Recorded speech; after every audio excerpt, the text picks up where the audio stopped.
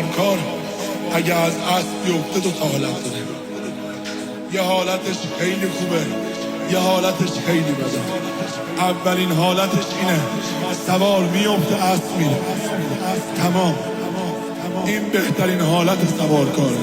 یه حالت داره خیلی بده، یه پا در میاد، یه پا گیر میکنه، اسب میره، سوارم میبره. اسب با تیر زدن اسلم کرد، دستها رو بریدن، عمود به فر، تیر به چشم، اسب رم کرده ز تیر و نیزه ها دارد شتاب.